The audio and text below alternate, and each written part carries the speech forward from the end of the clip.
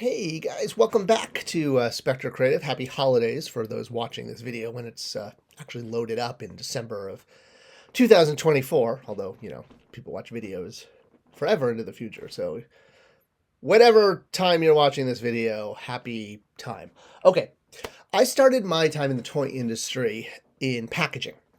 I started my first job in the toy industry was as a copywriter in Hot Wheels. I came up with the names for the cars and wrote the copy on the back of the sets and all the call outs and et cetera, et cetera. So I sort of had a very intense training on packaging toys for my first 2 years before I moved over to marketing. And so kind of because of that, I wanted to make this video commenting on the changing packaging structure for action figures and what's going on, especially in light of the new 2025 or late 2024 packaging for Marvel Legends, which is now a square box, as opposed to the standard rectangle, right, that they've had for years. It's evolved a little bit, things like the curvature of the cut lines, etc., have changed, but for the most part, it's been in this kind of box since 2012 was when they launched the box. Previous to that, they were carded, and so now they're in a more square box. So the question is, why? Well, let's talk about that because it's very important when it comes to branding, when it comes to the tactile experience of picking up and unboxing a toy. So the first thing to talk about when designing a toy package for retail is how it's going to fit on the planogram. So everything is designed usually around Walmart because they have stricter rules, but to some degree Target and Toys R Us back in the day. It's all thought about literally how, so if you have, let's say, 4 feet of space for your brand, right? And you're going to create a planogram where the less expensive items are at top, which are called the grab and go or shut me up gifts, because it's a way to get a child to be quiet while shopping with them. And all the way down to basic figures, deluxe figures, vehicles, and then on that bottom shelf is what's commonly in the toy industry called the under the tree gift, the big, or the big, the play set, the giant vehicle, the Castle Grayskull, that kind of thing, that goes on the bottom shelf. And planograms are designed to run that way because of the psychology of how people shop and the way they vertically look at store shelves. Now, in addition to creating a planogram based on price point, they're also created based on the size of the packaging. So the packaging, when it's designed, is done so from day one based on how the product is going to merch, making sure that there's enough space between each peg, if you will.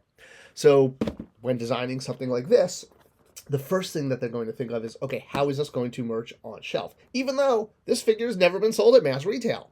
But packaging needs to be designed for mass retail as well as all of the regulation. A lot of people don't realize how regulated the toy industry is. But I mean, look at that. That's like a ridiculous amount of regulation. It's actually how I got my job in the toy industry.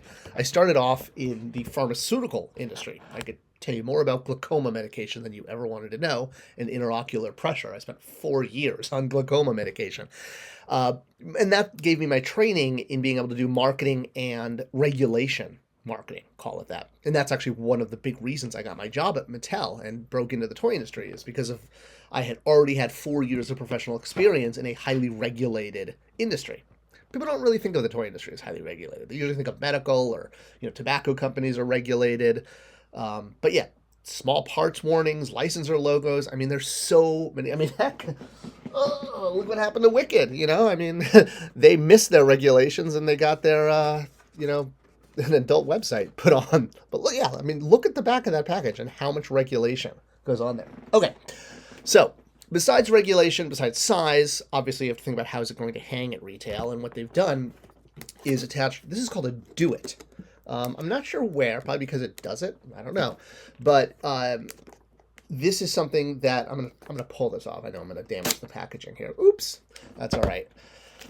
So what this little thing called a do-it is used for packaging that does not have peg holes. So as an example, again, this Marvel Legends figure has a peg hole built into the package structure. Something like Masters of the Universe Classics did not. And that was one of the reasons that we were really big on putting a do-it. Can you see it? I know it's a little, it's a clear item on a video, but I think it reads on camera. This one probably reads better. So that's what this is. So it gets stuck on figures that don't have a built-in peg. So that's what they've done here. I've ripped it off, and it took off a lot of the art. Oops. That's all right. I'm not a packaged collector. I'm just using this as a demonstration. Okay, so why a box? Well, if you look at what high-end action figures are selling in these days, and I'm talking like S-Figure Arts, MFX, Super 7s, Ultimates, they're all boxed. And one of the things that's really happened in the past few years is these super premium action figures, mostly released overseas because they don't have, but you can still get them here, which is kind of ironic. And well, there's a 4-letter word for that. It's called dumb. But that's the way licensing is done, is they will split it up so that a company can only distribute in certain territories. But of course, you know, with the internet and, you know, transporters, you can pretty much get anything from anywhere these days, even if it's, you know, exclusive to Japanese. Like, actually here, so I've got, whoa, there he goes on the floor. So here is my Japanese exclusive, you know, Doctor Strange. I think this was like a, you know, close to $100 figure. But, and part of how they're able to manufacture this is they don't distribute this at retail, mass retail in the US. So I had to buy this online. It came in a window, this is called a window box, as opposed to a card. So looking at something, let's look at a DC toy here. All right, so like when DC Universe Classics first came out, it was kind of going, it did have sort of a mock box, but it was a card. It was a blister against, you know, a flat card back like that. Versus, you know, we're talking a true box here. And when we were designing this package, for example, we discussed boxes and we're very much like, no, you know, this is how people recognize action figures, you know, based on them being on card. Something even when I worked on Pinmates, we did, is we put them on cards to replicate the traditional look of an action figure, like a Star Wars figure on a coffin back.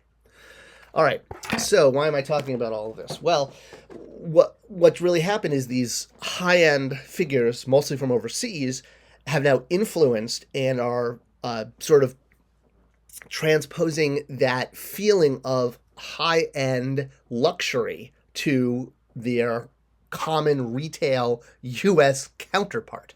Ooh, did I get that out right?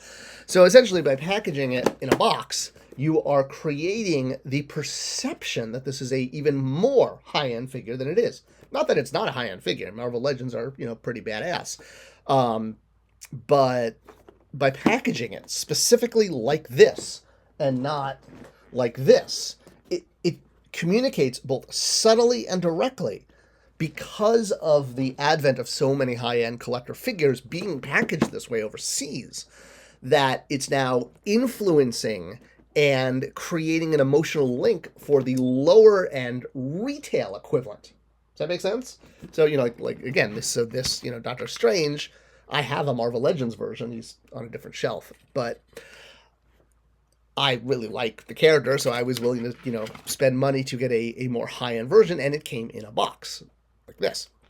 So that's why we are now migrating to boxes, and I think that that high-end value that these figures represent, they're using that to compensate in a lot of ways for the lack of value that we've been getting in mainstream figures.